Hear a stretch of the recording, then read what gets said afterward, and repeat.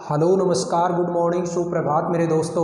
मैं आपका भाई आपका दोस्त अपने इस YouTube चैनल पर आप सभी का फिर से स्वागत करता हूं और अपने उसी मोटिवेशनल कोट के साथ कि ना रुकूंगा ना झुकूंगा सिर्फ करके दिखाऊंगा।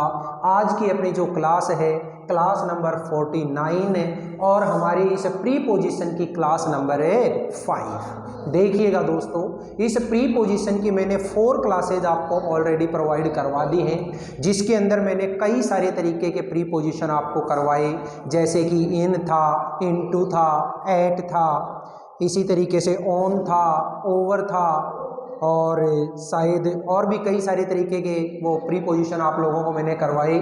अब आज की इस क्लास के अंदर है आप अपना ये जो प्री पोजीशन बचे हुए हैं, जिसमें under, below, within, of, from to, for और सिंस, इनको हम निपटाने वाले हैं। देखिएगा ध्यान से, बहुत शानदार तरीके से मैंने पिछले वाले प्री पोजीशन आपको करवाए और उसी शानदार तरीके से आपको ये वाले प्री पोजीशन भी करवाएंगे और इसी के साथ अपना प्री पोजीशन का जो चैप्टर होगा वो ये मान के चलिए कि हमारा लगभग कंप्लीट हो चुका होगा। आप देखिएगा दोस्तों, ध्यान से सुनना। सबसे पहले हम लेते हैं किसको, इस फोर और सिंस को निपटाते हैं। देखिएगा ध्यान से, क्या होता है फोर और क्या होता है सिंस। हालांकि मैंने आप लोगों को जब टेंस का टॉपिक करवाया था उस टाइम पे मैंने आपको एक टेंस पढ़ाया, परफेक्ट कंटिन्यूअस टेंस, और वो परफेक्ट कंटिन्यूअस जो टेंस था उसमें मैंने आपको प्रेजेंट परफेक्ट कंटिन्यूअस करवाया, पास्ट परफेक्ट कंटिन्यूअस करवाया और फ्यूचर परफेक्ट कंटिन्यूअस करवाया। अब वो जो हमारे कंटिन्यूअस टेंस थे परफेक्ट कंटिन्यूअस, उसके अंदर आपने एडवर्ब के तौर पे देखे थे फोर और सिंस को। बस वही फोर और सिंस है, वो यहाँ पे हम किस तरीके से यूज लेते हैं वो देखिए। उस टाइम पे मैंने आपको बताया था कि फोर होता है वो हमेशा पीरियड ऑफ टाइम के लिए और सिंस होता है वो हमेशा पॉइंट ऑफ टाइम के लिए। अब पीरियड ऑफ टाइम क्या होता है और पॉइंट ऑफ टाइम क्या होता है, ये आप लोग अपना जब वो टेंस वाला टॉपिक खोल करके देखेंगे, वीडियो खोल करके देखेंगे, उसमें बहुत अच्छे तरीके से मैंने समझा रखा है और एक एक वर्ड मैंने वहाँ पे लिखवा रखा है कि ये पॉइंट ऑफ टाइम क्या है और पीरियड ऑफ टाइम क्या है। वहाँ से आप थोड़ा सा कंसल्ट कीजिए। देखिएगा फोर और सिंस को ध्यान से सुनना दोस्तों।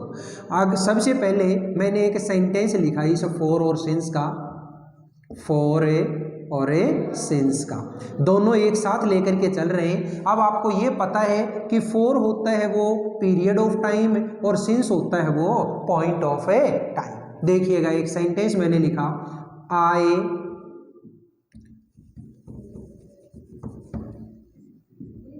Have been living at Pilani for 2 years। ये देखिएगा दोस्तों, मैंने यहाँ पे एक सेंटेंस लिखा है और इस सेंटेंस के अंदर यहाँ पे जो प्री पोजीशन है वो प्री पोजीशन मैंने क्या लगाई, फोर लगाई। क्यों? क्योंकि मेरा जो सेंटेंस है वो सेंटेंस कौन से टेंस का है, देखिएगा ये सेंटेंस है मेरा प्रेजेंट परफेक्ट कंटिन्यूअस टेंस का और इसके अंदर एक टाइम दिया हुआ है और ये जो टाइम है ये टाइम कैसा टाइम है दोस्तों, इस टाइम को हम क्या बोलते हैं, पीरियड ऑफ टाइम। और पीरियड ऑफ टाइम के लिए हमेशा क्या लगाओगे आप, फोर को काम में ले। ठीक है, एक मैंने दूसरा एग्जांपल और बनाया, जैसे कि she had been preparing for IAS exam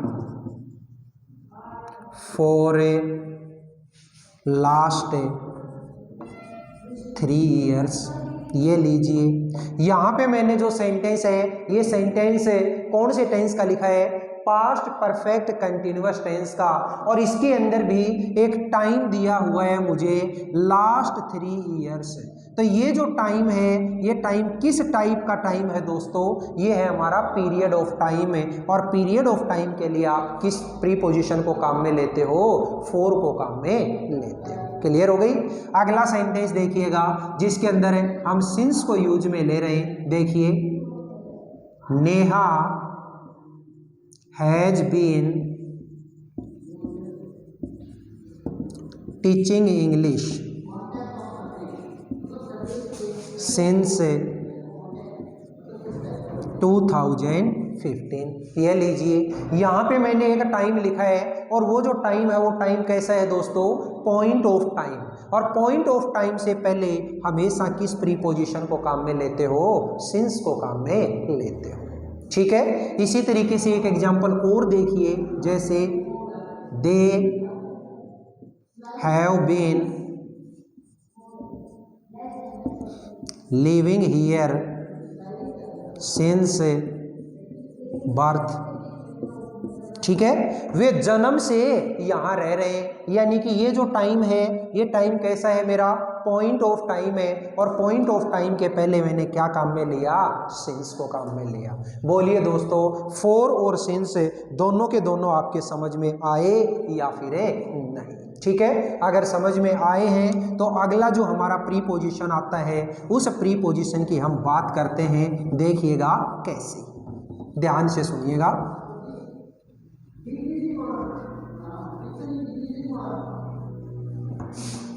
next जो हमारा प्रीपोजिशन है वो लेते हैं, चलिए, अंडर और बिलो। दोनों एक साथ समझिए, अंडर और बिलो। देखो, ये जो अंडर होता है ये भी और बिलो होता है ये भी, ये दोनों ही किसके अर्थ में काम में लिए जाते हैं, नीचे के अर्थ में।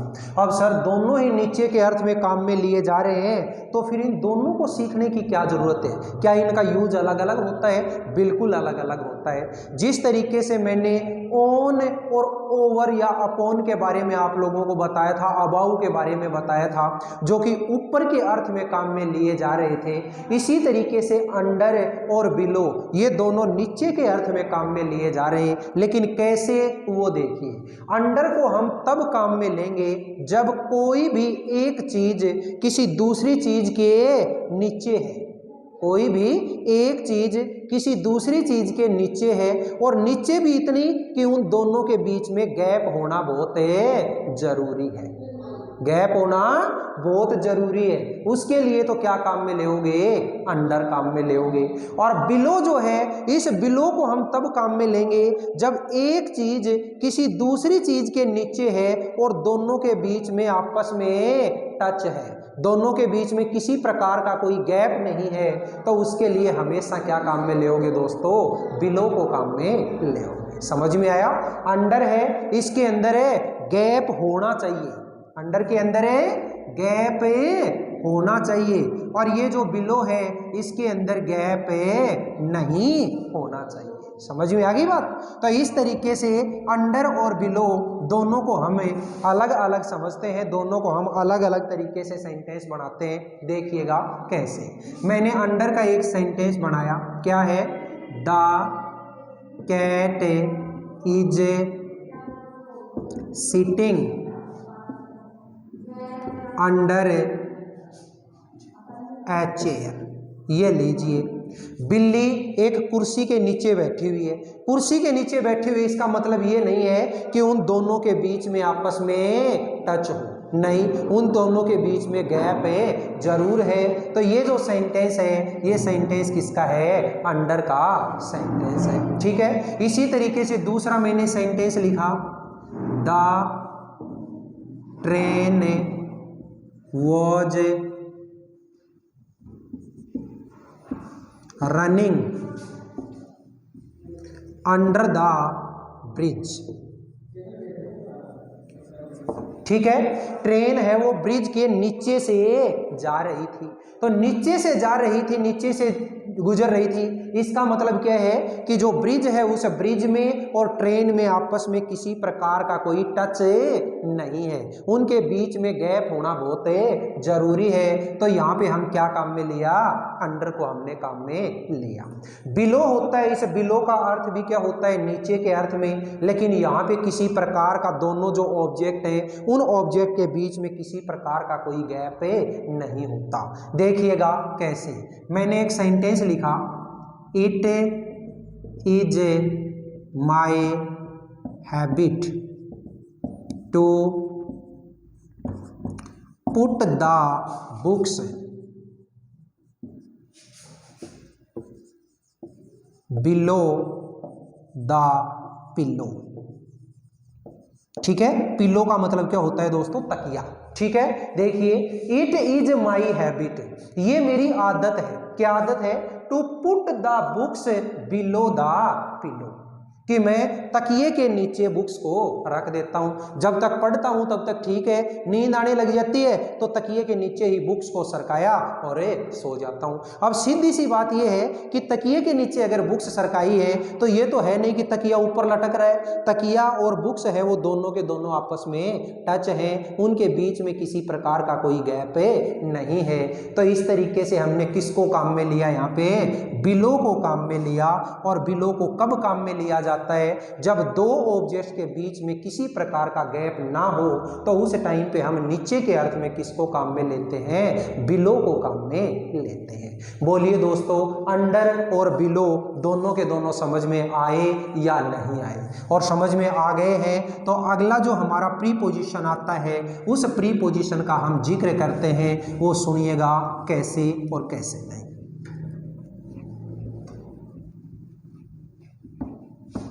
देखिएगा दोस्तों, हमने फोर कर लिया, सिंस कर लिया, अंडर कर लिया, बिलो कर लिया। अब बात करते हैं हमें विद इन की। देखिएगा दोस्तों, विद इन जो होता है ये विद इन कब काम में लिया जाता है और कैसे काम में लिया जाता है? इस विद इन का जो हिंदी अर्थ होता है वो तो क्या होता है? के अंदर। क्या होता है? के अंदर। यानी कि आपको कोई एक काम करने के लिए टाइम दे दिया, कोई टाइम की बाउंडेशन लगा दी, आपको कोई टाइम की एक लिमिट दे दी, और उस लिमिट के अंदर अंदर अगर आपको काम करना है तो उसको आप क्या बोलोगे?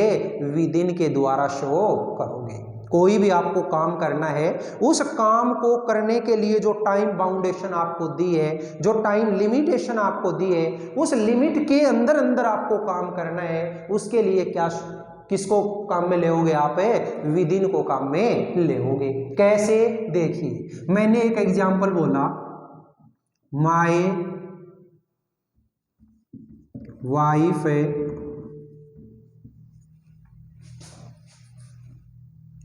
will return within a week। ये लीजिए, मैंने ये सेंटेंस बोला, my wife will return within a week. मेरी वाइफ है एक सप्ताह के अंदर अंदर वापस आ जाएगी। अभी मायके गई होगी तो अब मैंने बोला कि एक सप्ताह के अंदर अंदर वापस आ जाएगी। इसका मतलब ये है कि सप्ताह से एक दिन भी ऊपर नहीं होगा, सप्ताह के अंदर। हो सकता है चाहे वो कल ही आ जाए, हो सकता है 2 दिन में आ जाए, हो सकता है 5 दिन में आ जाए, लेकिन अगला जो ये जो सप्ताह आएगा, जो वीक आएगा, उस वीक के अंदर अंदर वो वापस आ जाएगी। इसलिए हमने किसको काम में लिया? विद इन को काम में लिया। एक एग्जांपल और, जैसे you will have to deposit your complete fee within 3 days। ये लीजिए, मैंने सेंटेंस दिया, you will have to deposit your complete fee. तुम्हें तुम्हारी कंप्लीट फीस जमा करवानी पड़ेगी। कब? विद इन 3 days, 3 दिन के अंदर अंदर। 3 दिन के अंदर अंदर का मतलब यह है कि आप कल करवा सकते हैं, आप परसों करवा सकते हैं, आप उससे अगले दिन, यानी 3 दिन का आपके पास में टाइम है और 3 दिन के अंदर अंदर आपको यह काम करना ही पड़ेगा। तो किसी भी टाइम बाउंडेशन को शो करवाने के लिए हम कौन से प्रीपोजिशन को काम में लेते हैं दोस्तों? विद इन को काम में लेते हैं। बोलिए, समझ में आया या नहीं आया? और समझ में आ गया है तो हम अगले प्रीपोजिशन की तरफ बढ़ते हैं। और हमारा अगला जो प्रीपोजिशन है वो प्रीपोजिशन कौन सा है वो सुनिएगा दोस्तों। नेक्स्ट जो प्रीपोजिशन है वो क्या होता है? ऑफ। नेक्स्ट जो प्रीपोजिशन है वो क्या है दोस्तों? ऑफ। और ये जो ऑफ मेरा जो प्रीपोजिशन है, इस ऑफ प्रीपोजिशन को आप कैसे करेंगे वो ध्यान से सुनिएगा। इस ऑफ का हिंदी मीनिंग जो होता है, ये जो ऑफ है, इस ऑफ का हिंदी मीनिंग जो होता है वो क्या होता है, का, के और की। ठीक है, ये हमेशा किसी रिलेशन को शो करवाता है, किसी रिलेशन को शो करवाता है। यानी मेरे पास में कोई चीज है, उस चीज के ऊपर अधिकार मेरा है, तो उस अधिकार को शो करवाने के लिए किसको काम में लेते हो, ऑफ को काम में लेते हो। ठीक है, ये जो ऑफ होता है इसको प्रीपोजिशन के रूप में तो ऑफ के लिए काम में लेते हो। और इसी तरीके से अगर अधिकार शो करवाने के लिए आपने एक नाम सुना होगा, अपोस्ट्रोफी। ठीक है, वो अपोस्ट्रोफी, ये वाली जो कोमा होती है इसको हम क्या बोलते हैं, ऊपर वाले कोमा को अपोस्ट्रोफी। इस अपोस्ट्रोफी से भी हम किसी चीज के ऊपर अधिकार है दर्शा सकते हैं। जैसे मान लो मैंने एक एग्जाम्पल दिया, I lost the book of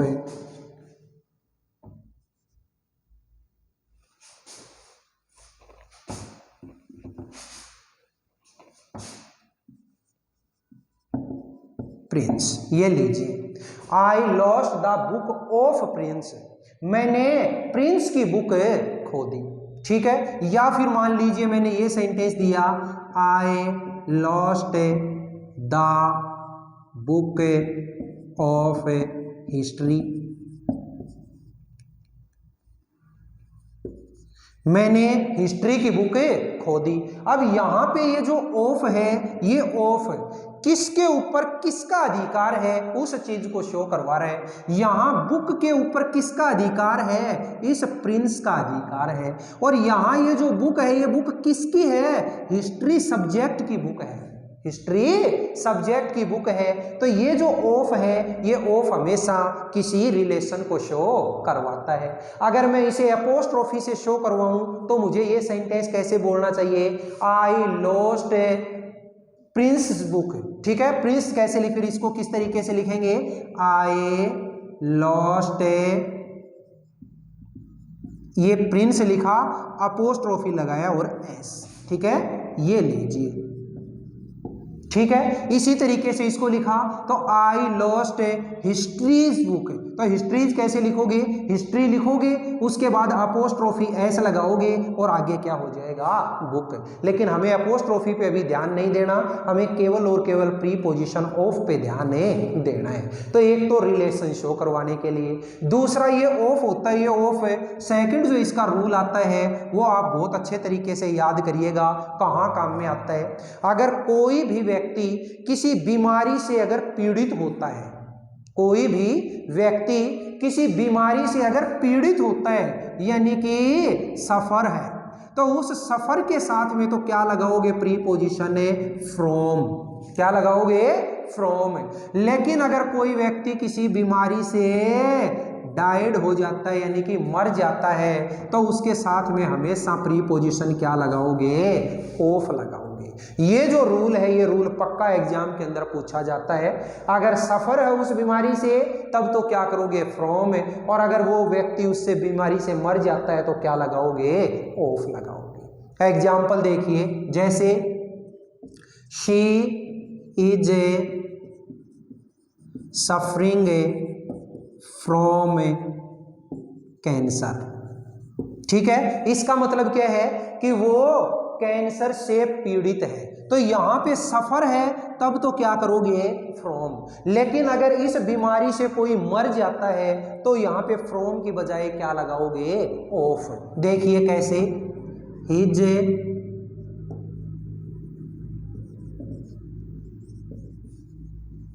grandfather died of A cancer. ठीक है, यानी कि उसके दादाजी मर गए, किससे, कैंसर से। तो आप कौन सा प्रीपोजिशन लगाओगे दोस्तों, ऑफ को काम में लेओगे। बोलिए ऑफ समझ में आया या नहीं। और इसी के साथ में फ्रॉम था, इस फ्रॉम को भी हमने निपटाया।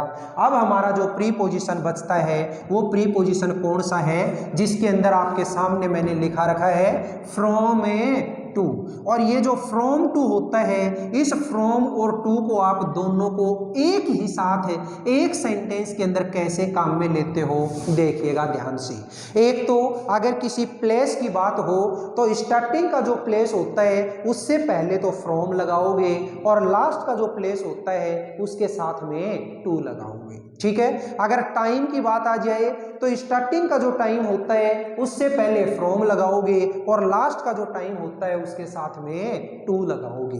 कैसे, देखिए मैंने लिखा यहाँ पे फ्रॉम और टू, ये दोनों के दोनों किसी एक सिंगल सेंटेंस में कैसे काम में लिए जाते हैं। एग्जाम्पल देखिएगा दोस्तों, मैंने सेंटेंस बोला द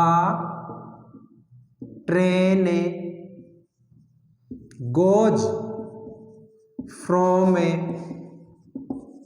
जयपुर टू दिल्ली। ठीक है, the train goes from Jaipur to Delhi. Train Jaipur से दिल्ली तक जाती है, यानी इसके दो प्लेस दे दिए, एक तो स्टार्टिंग प्लेस दे दिया और एक इसका डेस्टिनेशन दे दिया। तो जो डेस्टिनेशन है उससे पहले तो हमेशा क्या लगाओगे, टू, और जो स्टार्टिंग जहां से होती है उससे पहले हमेशा क्या लगाओगे, from. The train goes from Jaipur to Hisar. इसी तरीके से अगर इसी फ्रॉम और टू को हम टाइम के लिए काम में लें तो कैसे करोगे, देखिए मैंने सेंटेंस बोला he works from 9 AM to 5 PM। ये लीजिए, he works from 9 AM to 5 PM। वो 9 बजे से 5 बजे तक है काम करता है। इसका मतलब है 9 बजे से करता है यानी कि स्टार्टिंग टाइम है, जिसके लिए क्या लगाया, फ्रॉम है, और 5 बजे तक करता है, इसका मतलब उसका लास्ट टाइम है काम करने का, तो उससे पहले हमने क्या लगाया, टू लगाया। देखिए दोस्तों, आज की इस क्लास में आपने under, below, within, of, from, to, for और सिंस, दोनों के दोनों ये सारी की सारी जो प्रीपोजिशन है ये सारे के सारे प्रीपोजिशन पढ़े। और मैं पूरा वादे के साथ कहता हूं कि आप लोगों को इस तरीके से समझने में बड़ी आसानी भी रही होगी और मजा भी जरूर आएगा अगर आप पूरा वीडियो को बिना स्किप किए हुए देखेंगे तो। ठीक है, और इसी के साथ है हमारा प्रीपोजिशन का जो चैप्टर है, ये मानिए कि हमारा प्रीपोजिशन का चैप्टर लगभग कंप्लीट हो चुका है। हो सकता है कोई बाय द वे ऐसा, कोई आंखों से उजल कोई ऐसा प्रीपोजिशन रह गया हो जो मैंने यहाँ पे बोर्ड पे ना बताया हो, तो फिर उसको कभी ना कभी अपन उठा लेंगे। लेकिन ये मान के चलिए कि प्रीपोजिशन का जो चैप्टर है इसके अंदर अगर आपने बढ़िया तरीके से ये देख लिए वीडियो, तो कोई भी क्वेश्चन, एक सिंगल क्वेश्चन भी आपका गलत नहीं होगा। हालांकि अभी प्रीपोजिशन के अंदर जो क्या बोलते हैं उसको, फिक्स प्रीपोजिशन जो होता है, उस फिक्स प्रीपोजिशन की अगर आप कहेंगे तो मैं एक क्लास और करवा दूंगा। उसके अंदर केवल और केवल रटापटी की चीजें हैं कि कोई भी एक वर्ब दे दी जाती है और उस वर्ब के जस्ट बाद में कौन सा प्रीपोजिशन आता है वो फिक्स होता है। ठीक है, उसके लिए आप हमेशा उस फिक्स प्रीपोजिशन वाली क्लास को अगर देखेंगे तो आगे के आने वाले जितने भी एग्जाम्स हैं उनमें कहीं पे किसी तरीके की कोई प्रीपोजिशन संबंधी आपकी गलती नहीं होगी। ठीक है दोस्तों, फिर मिलेंगे अपन अगले वीडियो में। तब तक के लिए आप हंसते रहिए, मुस्कुराते रहिए और अपने इन वीडियोज़ को ज़्यादा से ज़्यादा लाइक, शेयर और सब्सक्राइब करते रहिए। कमेंट बॉक्स के अंदर कमेंट जरूर लिखा करें ताकि आने वाली जो क्लास है उस क्लास के अंदर मैं किस तरीके का कोई इंप्रूवमेंट और करूं वो मुझे पता चल सके। ठीक है दोस्तों, फिर मिलेंगे कल की क्लास में। तब तक के लिए all the best, see you again tomorrow.